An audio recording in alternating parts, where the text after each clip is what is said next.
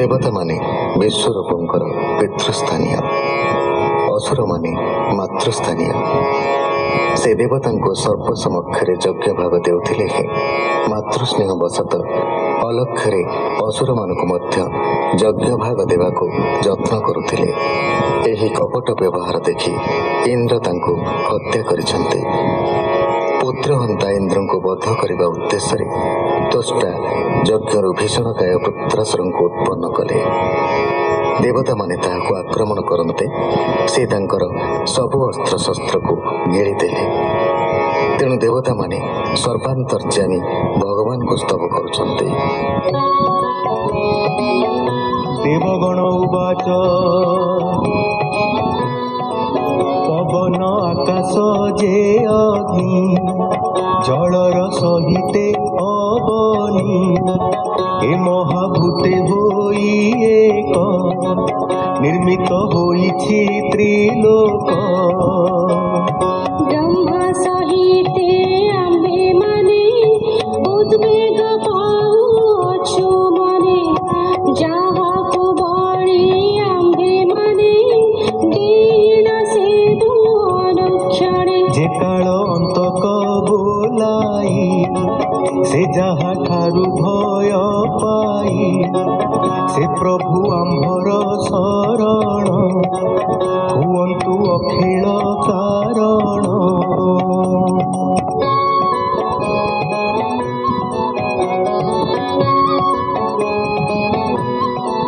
से अविस्मित पूर्ण काम प्रशांत सर्वभूते सम एमंत जे परमेश्वर ताहंको तेजी जीव नर। अन्यरे पसई शरण ताहांकु मूर्ख बोली जान स्वान पुछकु धरी करे अगम्य सिंधु के भूतरे। नौका रूपेण संसार शृंगारे बंधेन जाहार मनु अछन्ति दुख तारी जाहार प्रसाद रूकारी।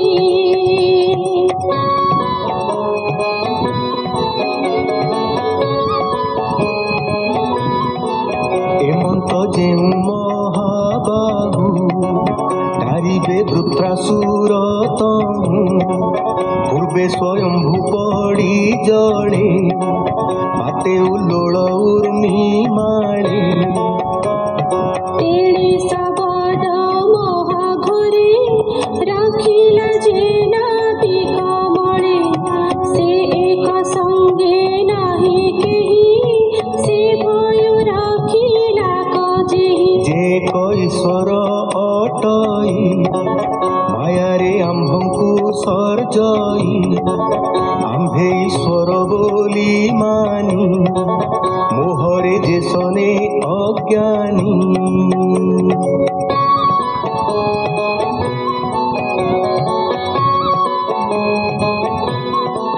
शत्रुर ठारू आम्भे माने दुख पाइलु अनुक्षणे ऋषि मनुष्य पशु आदि संसारे जेतेक प्रसिद्धि। जे प्रभु धरी अवतार खंडंती दुख को आंभर आम्भेटी सर्वे अरक्षित रखन्तु प्रभु जगन्नाथ। से जुगे जुगे रक्षा करू जार महिमा महामेरु परम प्रधान पुरुष अखिल संसार रईसा। अखिल जन्तुक शरण हेमंत जेउ नारायण आम्भे ताहांकर शरण आम्भंकु करन्तु कल्याण। सुख उवाच देवंको स्तुतिये वचन शुणि सन्तोष भगवान पश्चिम दिगे हे राजन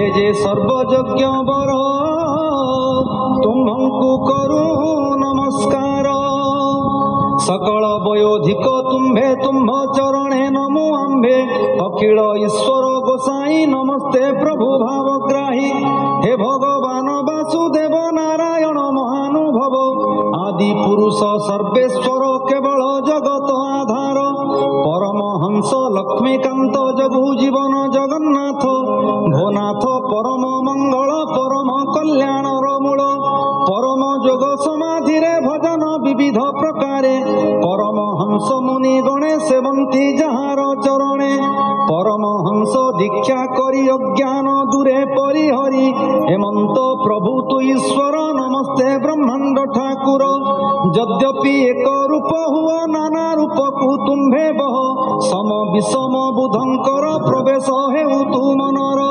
रज्जुरे सर्प बुद्धि जन्हे एक तु दिशु भिन्ने भिन्ने विचारे एक वस्तु तु ही सर्व ईश्वर तु गोसाई सकल जगत कारण शोभा पाउछि सर्वगुण प्रत्येक नाम रूप धरी लक्षित हेउ नर हरि एक तु परम पुरुष सकल ठारु अवशेष भोनाथ महिमा तुम्भर अमृत रसर सागर ताहा आस्वाद करी मने एकांत भक्त जेउ जने विषय सुख लेश छाड़ी नित्य तोर से थांती बुड़ी तुम्भ प्रकृति उदित हेमंत जेतेक दैत्य एहांक कर्म भाग्य फल शांति की कर आदि मूल आत्म मायारे सुर नर मृग सहिते जलचर हे आदि जेतेक अपर यथा अपराधे दंड कर हेमंत तुम्भे जे ईश्वर वृत्रकु भना